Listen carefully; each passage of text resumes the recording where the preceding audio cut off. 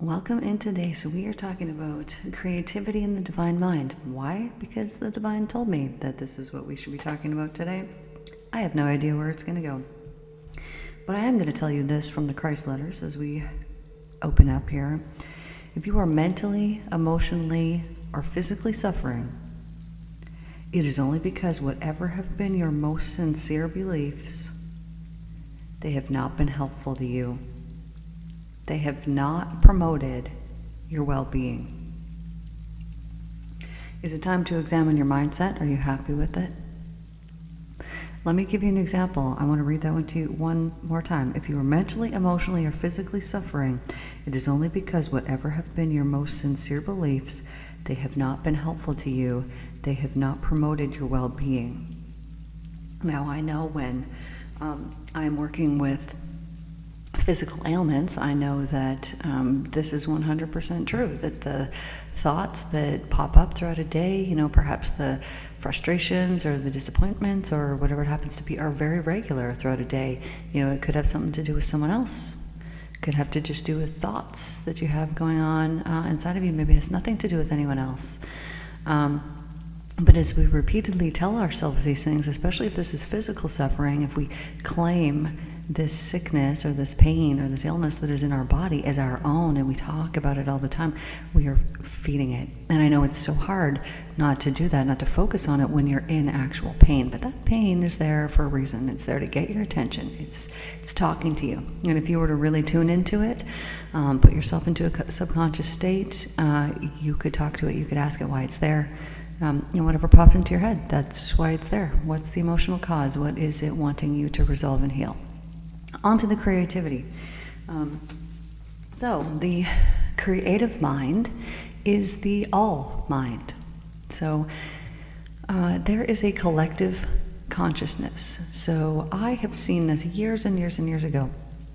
I was laying there meditating, zoned out, and I see this giant brain, huge brain. I'm like, what is this? And I realize, this is a representation, or it is the collective consciousness, because as I'm watching it, it's changing color from dark to light. It's as if it is only made of dark and light, and that it's kind of swirling around, and that it's slowly moving. And so I observe a little closer. I'm like, what's going on here? And so I'm seeing that it is the collective movement of thought. Now, I know that there's huge, massive influences through your TV programming, right? It's called programming for a reason. And it can program us into the frequency of hell. Think about all those horrible things that they put out there that they have people watch all the time that are really the frequency of hell. And what happens to the collective when there's 100 people, 1 million people watching this same thing? Well, of course that's affecting that giant brain, right? It's turning it to dark if it had previously been light. So this creative mind that is here, that moves from dark to light, this is the collective consciousness. So just imagine this giant brain floating out in the nothing, and changing from dark to light. And this represents the collective consciousness. Now, what does this have to do with creativity? All of your ideas. You say, they're my ideas. They're not your ideas. They come from the collective mind. This is why geniuses spend a lot of time in theta state, same state as people in my office. And, that's interesting. So they spend their time in this state. Why? Because we release the conscious limitations of our mind when we're in the subconscious mind, and so we do actually get good creative ideas that come. So if you needed new ideas for business, or you needed new ideas to new creative ways to make money, or new creative ways to get solutions to a problem that you have, to solve some issue, the subconscious mind is the place to do this, because through doing this you have then access, although you always do, but awareness of the access, and so the ability to go there of the collective consciousness mind. So when you take yourself into that state, you then have access to all of this. And so then you'll come back and you'll be like, oh, I got this really good idea when I was in a session. I'm going to implement it and I'm going to do it. Excellent. This has come from the divine. The divine has given this to you. The divine has shown you its love work within you. And we can recognize it as that, or we can think, oh, this is my idea. But it's not. It really is the love of the divine Father, is where this is coming from. And so that collective mind, when we access it, there's no limits that are there in that creative mind. So let me give you an example here. I've done some meditation. Actually, I did it yesterday. I would take myself into that state. I think I only did it 4 times because I didn't want to take as much time.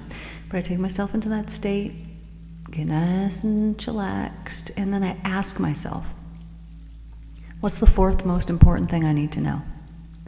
And then just wait and see what it is. What comes to me? What comes into my head? Okay, perfect, got that. Okay, what's the 3rd most important thing that I need to know? Okay, excellent. All the way down to 1. Now, keep in mind I did this yesterday, but I don't remember even one of the answers that I got. Because when you're in that state of mind, it's almost like a dream state that it can be difficult to remember. Some people remember everything, but we're dealing with me, and I don't remember any of the things. Once I put myself into that state, I'm very often I'm in that state because I'm with a client, and so I'm in the don't remember this phase anyways. After somebody's session, I don't remember nothing. That's why I take good notes. I might remember something, but for the majority of it, I'm not remembering it. You are, because I'm telling you to. But as we go into this mind, it is a different state of mind than you're consciously in. You know this if you've ever come to me.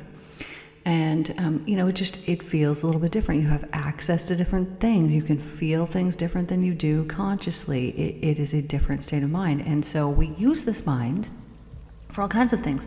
And so if people come and they want to use this for business, which, many people do, maybe they need more motivation, maybe they procrastinate too much and they're just looking for more creative ideas. Okay, well then using this subconscious mind is a great way to do that. So if you want to use your subconscious mind to get creative ideas, when you fall asleep at night, you're laying in bed, you're like, oh, what a good idea. That is why. That's the theta state. That's the same state we induce in my office. So you can take yourself into that state, into that meditative state, easy peasy. Get yourself into a meditation and then, go there and ask whatever it is that you need. Do you need some creativities for your business so that you can make more ideas? Or so you can make more money? Perfect. Okay, go in there and do that. And the divine is going to provide for you these answers. And so then when you get the answers, then you can take action and you can move towards it and do it. And always keep in mind the thankfulness that it is indeed the divine that has provided this for you. Because very often we think, oh, these are all my ideas, this is my stuff. And when we do that, well, first of all, we're not operating in the truth. Second of all, we're limiting ourselves. When we can understand that this is truly the divine that is working through us and the divine that is giving us these ideas, then there will be no limitations on the creativity that we possess. Because we as humans put limitations on it. We put limitations on our creativity. And the divine does not. So giving credit where credit is due, very helpful. So these creative ideas that come to you when you're sleeping are coming to you from the mind, from the theta, from the subconscious state. And this unconscious state has awareness, and it has all kinds of beliefs that are held within it. Now, these beliefs at a subconscious level, when you are in the state of unconsciousness, meaning sleep, you have access to different realms because you have set aside the limits that you place on yourself during a daily waking state. This is why you can have very weird, strange, odd dreams that yet feel so very real, because they are. But yet sometimes the color vibrancy is increased. Sometimes other senses in those places are increased. This is so because you are actually in a different realm during that sleep state. Why am I telling you this? Your well-being when you sleep is very important. Your well-being, your soul's care, your soul is cared for during this sleep state while you visit other realms within your mind's consciousness. You are protected. You are safe during this state. How can this be that you can travel to other dimensions and still maintain this safety within you, within this beautiful creative mind of yours?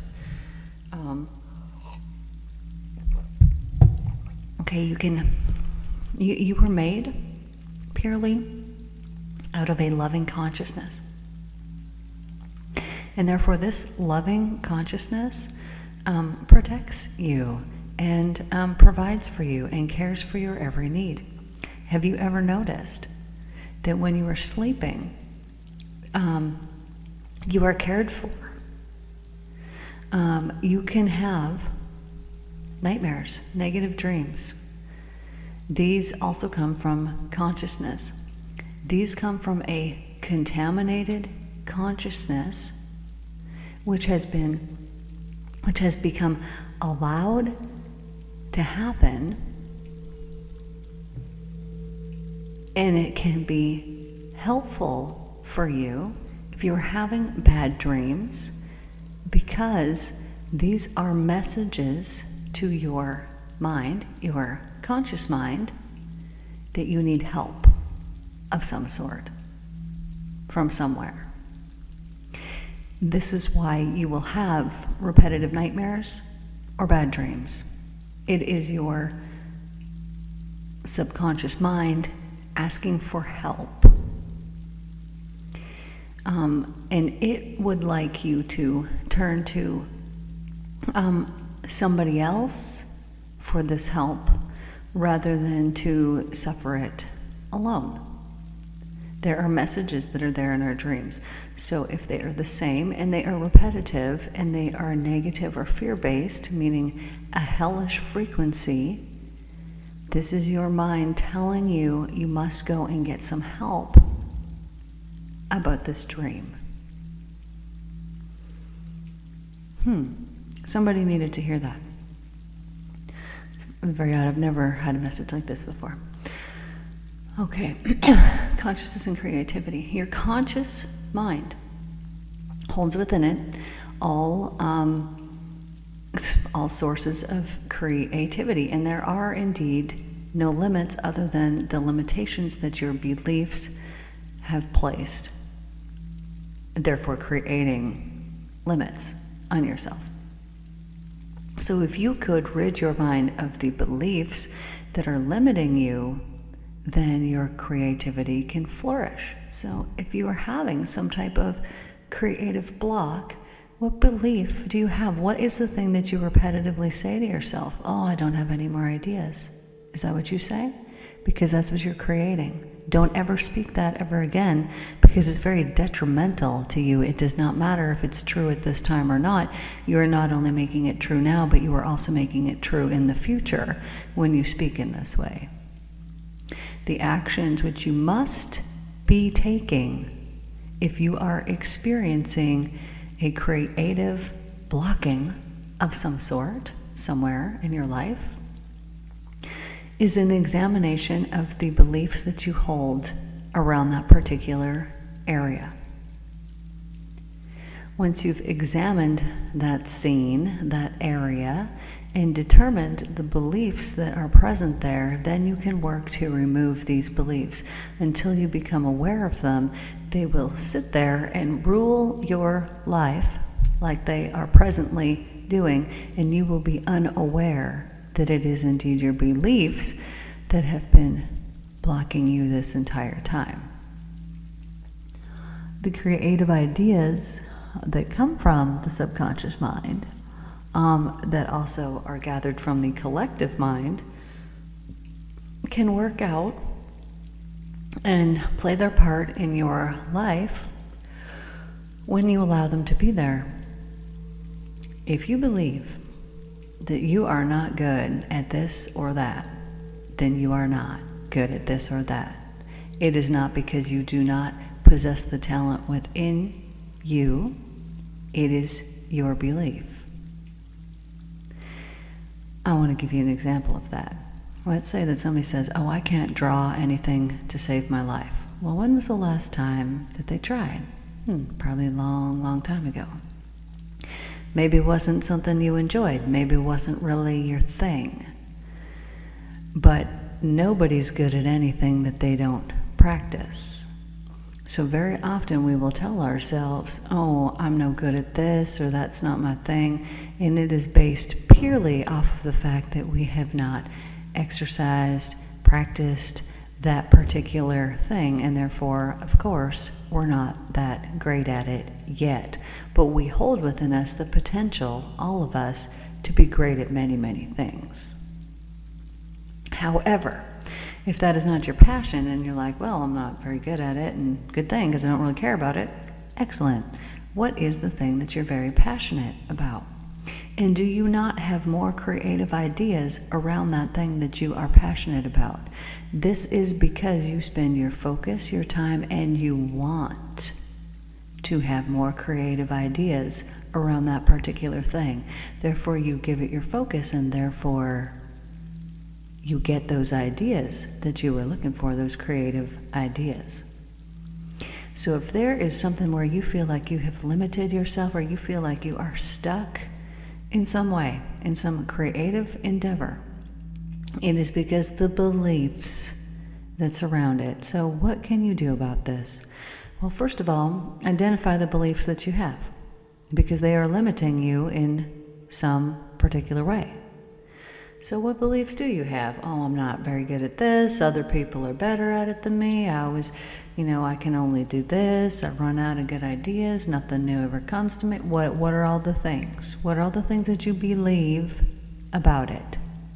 Write them down.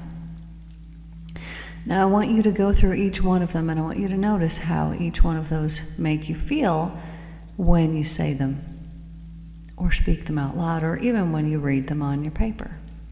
I'm not very good at this. Ugh, how does that make you feel? I don't have any of these things.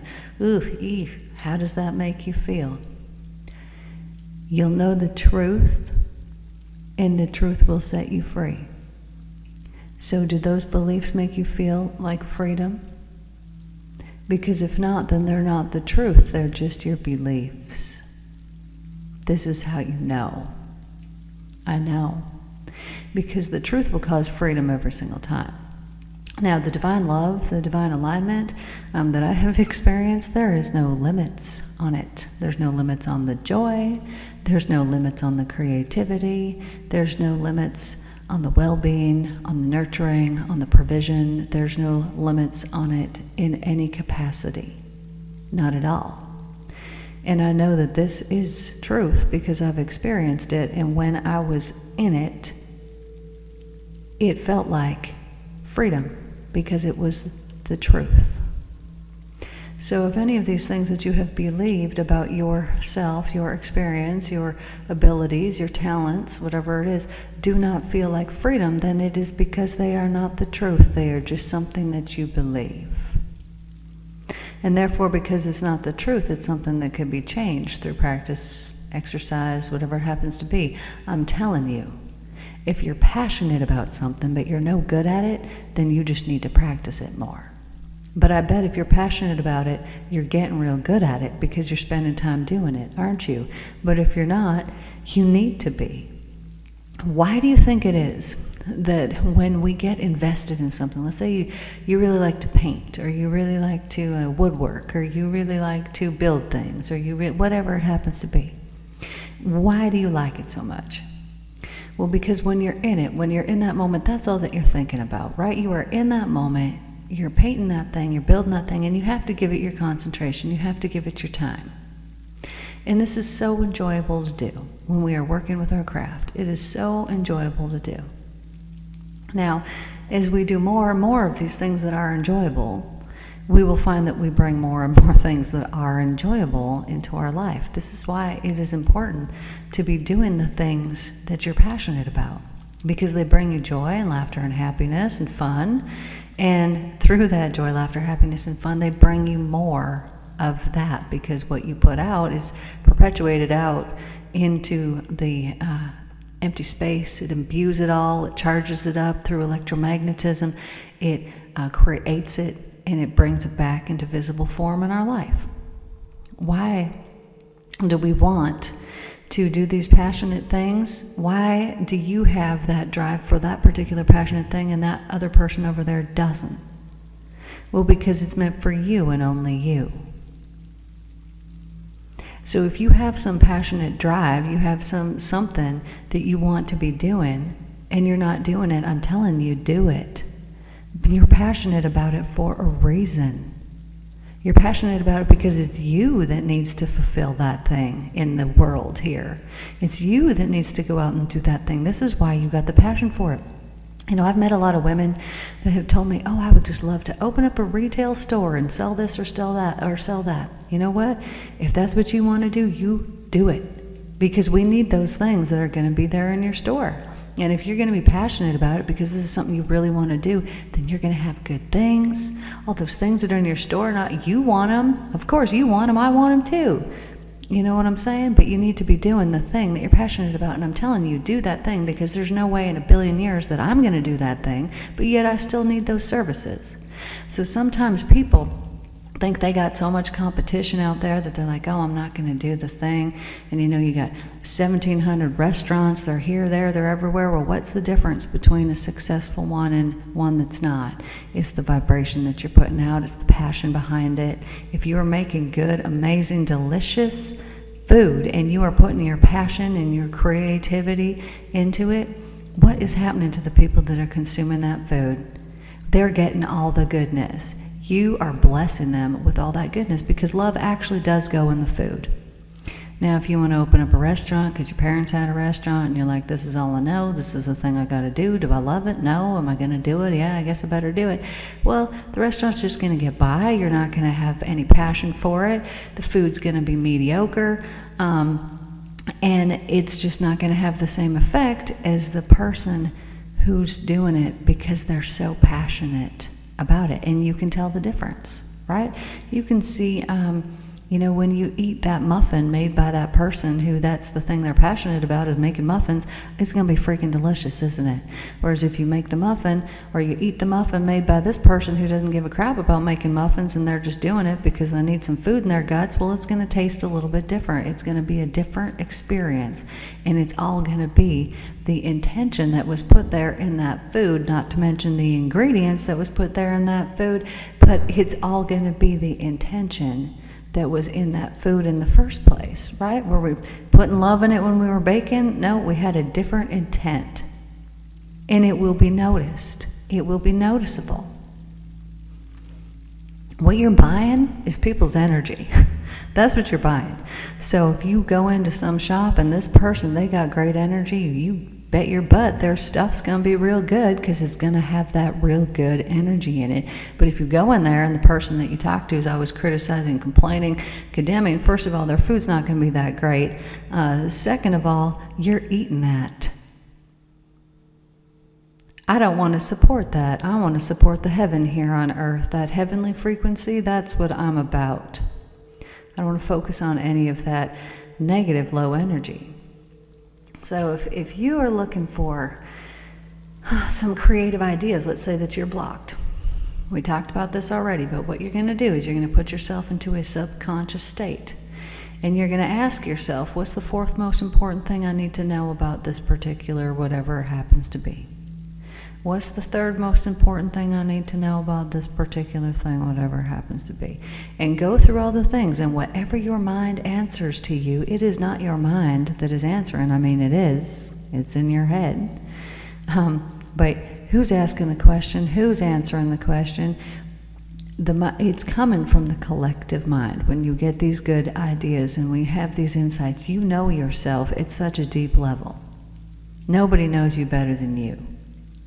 And the more that you practice, the more that you talk to yourself there in your mind, you ask yourself these questions, especially when you're in the subconscious state, the better you're going to get at it. The more answers you're going to get, because you're going to have more time and more focus spent on it. And so if you have been having some kind of creative block, well, look at all the beliefs that you got around it. What are all these beliefs? Why do I believe I'm blocked? What are the things I'm thinking? What are the things I'm repetitively telling myself? I can't come up with new ideas. How often do you tell yourself that? Don't ever say it ever again. Because you're creating it. You're speaking it. You're putting it into the conscious. It has been created. When it goes from a thought to words and you're speaking it out, it's now coming back to you. It's now being created. And do you want this to be returned back to you, the no ideas? Well, then stop saying it. You could say, new creative ideas come to me every day. New creative ideas come to me every day. New creative ideas come to me every day. And program your mind to say this. You could do self-hypnosis before you fall asleep at night. Tell yourself that 10 times. New creative ideas come to me every day. New creative ideas come to me every day. And then just imagine yourself having these new creative ideas coming to you every day, and see the excitement and feel that feeling when these new creative ideas come as you're programming your mind and telling yourself this before you fall asleep. And then the next day, all of a sudden, you're like, what? Oh, wow, I had this new creative idea. Well, you did, because you programmed yourself, because you changed the belief that said, I don't got these new creative ideas coming to me every day, and you're changing the belief by doing that. And all you're doing when you change your belief is changing your reality. So maybe this is something you want to invest in. Maybe this is something that you want to do. You know, it's kind of a big deal. Change your beliefs, change your life, change your world. Anyways, that's all that I got for you guys here today. Thank you for tuning in. Love you all so much, and I will see my dears here tomorrow.